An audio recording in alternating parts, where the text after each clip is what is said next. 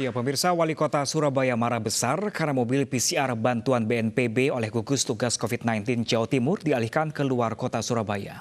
Risma geram karena mobil bantuan yang seharusnya dijadwalkan untuk melakukan rapid dan swab test terhadap 200 warga Surabaya batal dilakukan. Saya mau diseksa apa? Nanti saya dituduh nggak bisa kerja lagi. Mana Pak?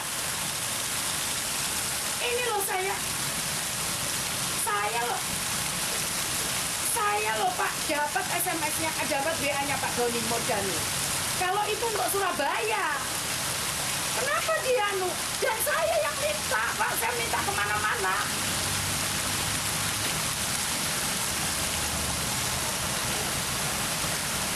Apa Tuhan gitu loh Pak, kalau mau boikot jangan gitu Pak caranya. Saya akan ngomong ini ke semua orang. Wali Kota Surabaya Tri Risma hari ini marah besar saat menelpon petugas BNPB.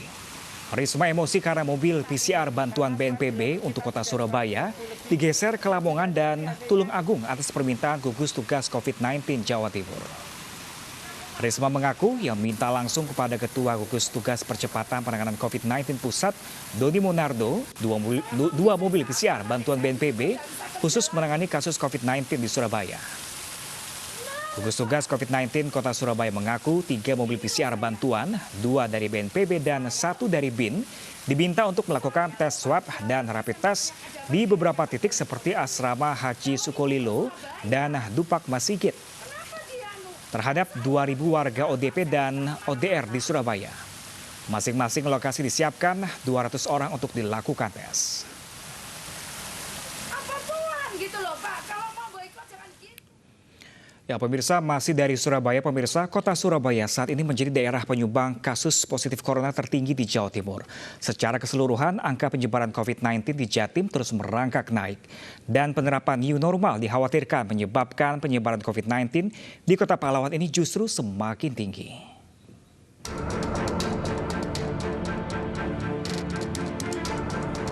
Dalam sepekan terakhir, angka kenaikan kasus positif COVID-19 di Surabaya meningkat signifikan dan menempati posisi kedua setelah DKI Jakarta. Data per 29 Mei 2020, penambahan kasus COVID-19 terbanyak di DKI dengan 125 kasus baru, disusul Jawa Timur dengan 101 kasus baru.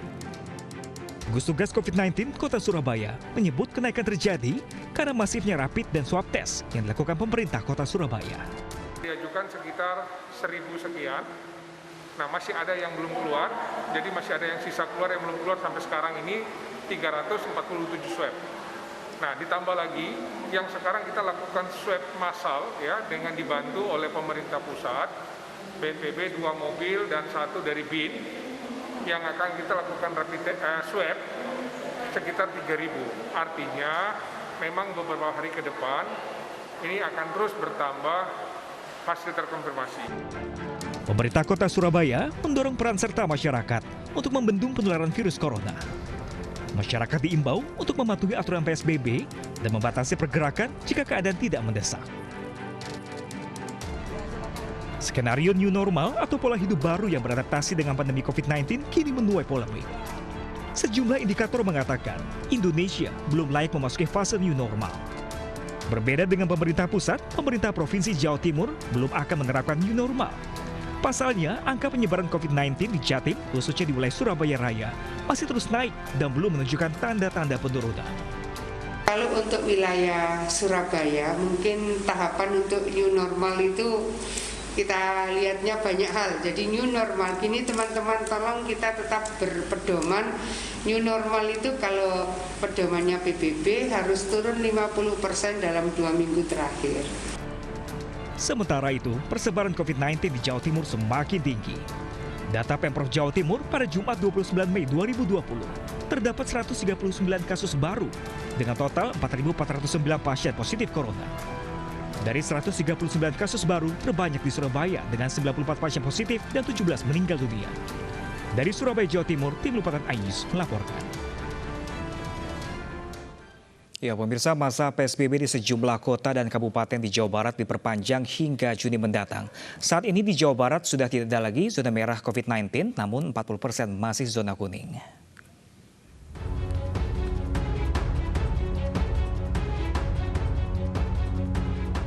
Sejumlah pusat perbelanjaan di Bekasi, Jawa Barat berharap bisa beroperasi mengingat nyaris 3 bulan ditutup karena pelaksanaan pembatasan sosial berskala besar. Salah satu pengelola pusat perbelanjaan di Bekasi berharap tempat mereka segera dibuka karena dampak ekonomi bagi penyewa telah turun. Pihaknya pun telah menyiapkan berbagai protokol kesehatan untuk menyambut new normal jika PSBB telah masuk fase berikutnya. Ini semua kita siapin, tinggal kita tunggu. Kalau misalnya Pemda udah bilang oke, kita akan buka. Karena kita sebetulnya kepengen nih cepat buka, walaupun mungkin kita tahu ada beberapa tenan mungkin yang belum bisa buka karena misalnya kayak cinema, kayak fitness, itu kan mungkin bagian daripada fase berikutnya. Namun ternyata PSBB di sejumlah kota dan kabupaten di Jawa Barat diperpanjang.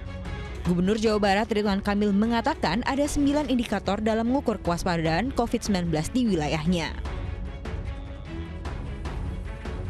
Dari hasil perhitungan tidak ada lagi zona merah di Jawa Barat. 60% wilayah di Jawa Barat masuk zona biru, sementara 40% sisanya zona kuning. Untuk zona biru bisa melaksanakan new normal atau adaptasi kebiasaan baru AKB. Mungkin ada pertanyaan ya, katanya new normal kok ada PSBB, ini yang benar gimana? Saya kasih tahu sekarang bahwa yang diizinkan untuk new normal atau AKB, adaptasi kebiasaan baru, ada 60%, 15 daerah, dan yang direkomendasi melanjutkan PSBB parsial, ada 12 daerah atau 40%. Nah, Jawa Barat sudah lewat PSBB skala besarnya, maka kita akan masuk kepada namanya pembatasan sosial skala mikro. Kami akan fokus ke desa-desa sekarang. Kini 12 kota kabupaten dalam zona kuning tetap melanjutkan PSBB dengan waktu perpanjangan berbeda-beda. PSBB untuk Bogor, Depok, dan Bekasi sampai 4 Juni mendatang, sementara 7 daerah lainnya direkomendasikan PSBB parsial sampai 12 Juni 2020. Tim Liputan iNews melaporkan. Ya, pemirsa, jumlah pasien positif corona di Indonesia terus bertambah dengan total 25.216 kasus. 1.520 diantaranya meninggal dunia, sementara 6.492 pasien dinyatakan sembuh. Hari ini kita dapatkan data konfirmasi kasus positif COVID-19 sebanyak 678 orang, sehingga totalnya menjadi 25.216 orang. Kalau kemudian kita lebih rinci lagi bahwa kasus ini tidak merata di 34 provinsi. Ada beberapa provinsi yang kemudian kasusnya meningkat. Dalam kaitan ini kalau kita lihat di 5 provinsi yang terbanyak peningkatannya, tentunya yang pertama adalah kita lihat DKI naik cukup tinggi 125 kasus. Namun ini bukan seluruhnya pada wilayah administrasi DKI karena pekerja migran Indonesia yang kembali ke tanah air dan kemudian melalui Bandara Soekarno-Hatta keseluruhannya kita screening. Kita lakukan pemeriksaan PCR dan banyak di antara mereka yang mengidap positif.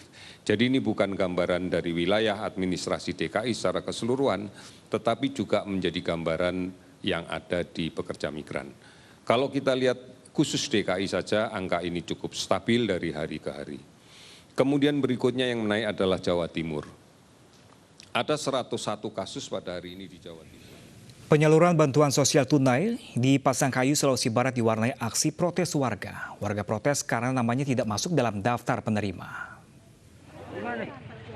Cek di sana. Puluhan warga menggeruduk kantor kelurahan Pasangkayu, Sulawesi Barat. Mereka protes kepada pegawai kelurahan karena nama mereka tidak masuk dalam daftar penerima bantuan sosial tunai. Warga yang didominasi kaum ibu ini pun kesal lantaran pihak kelurahan tidak lakukan pendataan secara baik, sehingga banyak warga tidak mampu tidak masuk dalam penerima bantuan. Alhasil warga pun menumpuk di kelurahan tanpa memperhatikan standar protokol kesehatan. Warga berkerumun sambil menyampaikan protes. Untuk mengakomodir permintaan warga, Bupati Pasangkayu Agus Ampujiwa meminta para kepala desa lakukan perbaikan data agar bantuan tidak salah sasaran. Kalau sekarang ada protes, ini kan tahap awal. Begitu ada protes, tahap keduanya diperbaiki. Dan ini kesempatan ini. Katakanlah hari ini sudah dibagi, tiba-tiba ada yang protes. Oh, kami tidak dapat. Kenapa kami dapat? Ada yang dapat, ada yang dikasih kalau sudah layak. Nah, itu yang diperbaiki tahap kedua, yaitu yang kita kasih. Yang diprotes tadi itu kita tidak kasih lagi. Nah, ini kesempatan. Sehingga tahap pertama ini masih banyak masalah, data dan sebagainya. Tahap kedua nantinya diharapkan sudah tidak ada masalah lagi. Sebelumnya, diketahui sejumlah nama yang terdaftar sebagai penerima adalah warga yang tergolong mampu. Bahkan ada pula pasangan suami istri yang masuk dalam penerima bantuan dan sudah meninggal. Warga pun menuntut kelurahan lakukan pendataan ulang. Dari Kabupaten Pasangkayu, Sulawesi Barat, Yunus Suparlin, iNews melaporkan.